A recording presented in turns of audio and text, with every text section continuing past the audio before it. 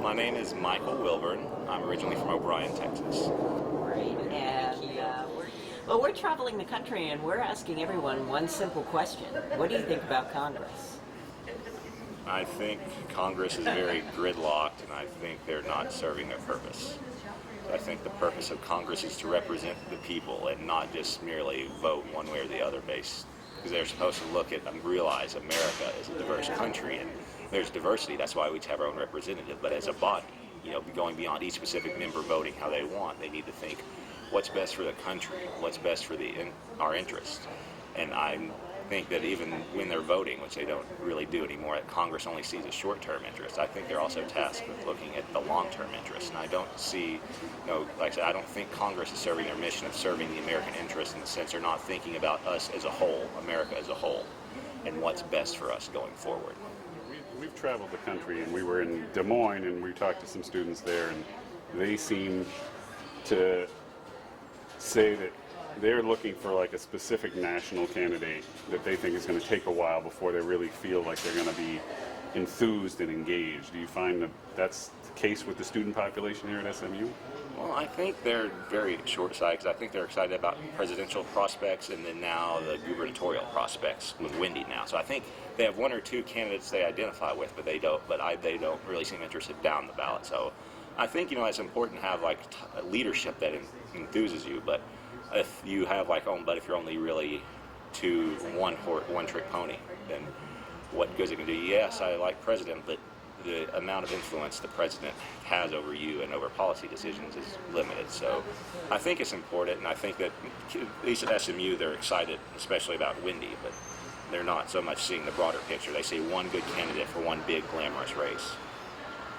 And what do you think the student population thinks about the federal government as a whole? I mean, is it serving them or is it not serving them? What's the sense that you have? I think it's kind of, there's actually at SMU, unfortunately, there's a lot of apathy.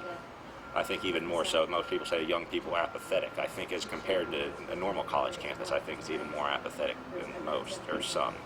Just because you ask students, they really don't know about politics, or they're like, I just don't want to get involved. And even those that are into politics and stuff really aren't very active. Some are. There are a lot of active leaders on SMU. It's great, but I think that's more the top, the cream of the crop, not that represent the student body. So I think there's just apathy in the sense that they follow students follow the news, but in terms of actually responding to it and realizing what they can do, they're not active in that regard. What was the reaction to the government shutdown?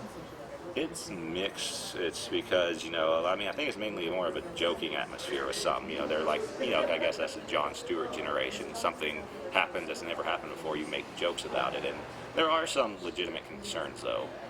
And of course it kind of goes down to really what, they say it's ridiculous, and then some other friends are like, well, they're still doing, it shows how good they were to begin with, since all this, things are still happening as they were before. It's just officially shut down, so.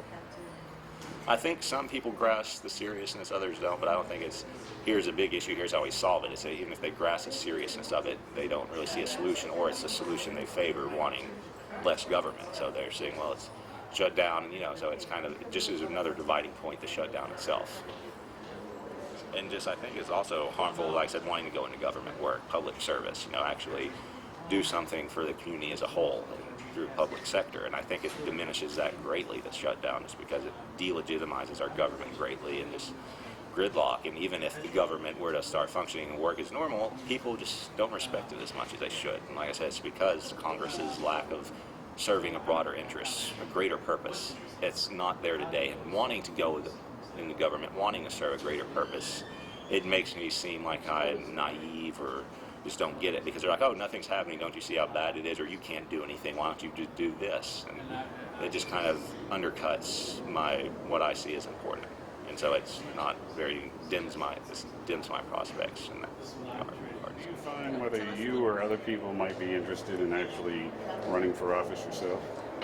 I'd be more interested in campaigning myself. I just don't know how exciting a candidate, but I know people interested in running for office. Yeah, so there are people wanting to run, wanting to do stuff just because they feel like, oh, it's not working. I want to try and make a difference myself. So there are a few people, yeah. So there's still the hope that saying, at least the belief that it's accessible in the sense that, you know what, I don't like what's going on, but I could actually run myself and do something about it. So there is that sense still left, but whether it's realized, and of course whether the upstarts have a chance, with campaign finance and everything, and just kind of structural challenges, but there's still the belief that people, I can run and I can do this myself. Good to hear. Is there anything else you'd like to add on our quest to get more interest in Congress? Congress.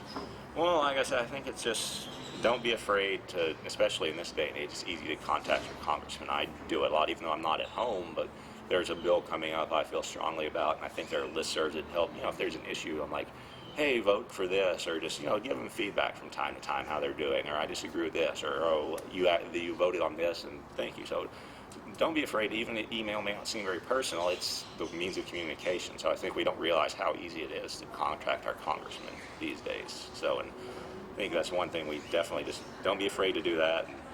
Like I said, don't be afraid to be involved with politics. So there's a stigma about it, but like I said, that's the way things get done. You may be willing to volunteer your time nonprofit, but don't be, which is good, but don't be afraid to spend some time with politics.